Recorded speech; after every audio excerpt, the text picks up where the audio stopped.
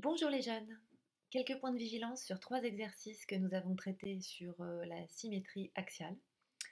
Euh, les exercices 11, 14 et 17 de notre manuel, page 129. Notre manuel d'ailleurs, c'est le dimension. Voilà. Alors, il y a eu assez peu de problèmes finalement parce que l'aide aux devoirs a permis de lever pas mal de difficultés. Les quelques difficultés, elles ont porté sur le fait que quand vous calculez le périmètre d'un cercle, sa longueur, lorsque vous avez une écriture dans laquelle on appuie, c'est la valeur exacte. Elle est unique, c'est la seule façon de pouvoir l'exprimer. Et lorsque vous passez à une valeur approchée, que vous ayez pris 3, 3,1, 3,14, ce que vous voulez comme approximation, évidemment, qui soit une vraie approximation, à ce moment-là, vous mettez environ égal à.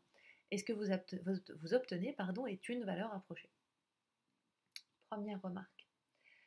Deuxième remarque, sur l'exercice 17, donc ça allait à peu près bien, à part peut-être que vous êtes encore un petit peu étourneau sur le fait de ne pas oublier, sur des figures un peu complexes, de compter les frontières de la figure qui ne sont pas circulaires. Vous êtes bien parti là dans vos calculs de périmètre, c'est normal, c'est ça que je vous ai appris à faire, mais il ne faut pas que vous oubliez les autres morceaux de fermeture de la figure. Ici, ma figure ne se résume pas à une vague, elle est aussi limitée par ces segments. Donc il faut aussi les prendre en compte. Dans l'exercice 14, pardon. Alors ici, même chose.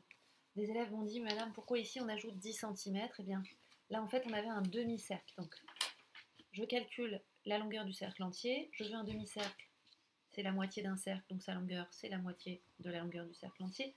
Mais ça ne me donne que la partie justement semi-circulaire. Il faut donc que je rajoute 10 cm parce qu'ici le diamètre mesure 10 cm. Ma figure elle est aussi close par ce diamètre. Pardon. Et puis dernière chose, des élèves ce matin hésitaient devant un quart de cercle, ils avaient envie que ce soit un tiers de cercle. Alors non, alors évidemment quand on a fait le pliage, ils étaient bien d'accord, hein, demi-quart, ils dit oui, moitié de moitié c'est un quart, mais comment savoir quand on a une figure devant soi? Eh bien on le sait parce qu'ici, si au départ j'ai un cercle entier, ça veut dire aussi que j'ai un angle au centre ici, qui est un angle plein, il mesure 360 degrés. Je plie en deux 180 degrés, je replie en deux, la moitié de 180 c'est 90 degrés. Autrement dit, ici, j'ai un angle droit. Et bien c'est ça qui me permet d'être sûr qu'il s'agit bien d'un quart de cercle. Si mon angle est de 90 degrés, c'est bien que j'ai un quart de l'angle plein, donc j'ai un quart de cercle. D'où ici le divisé par 4. Voilà.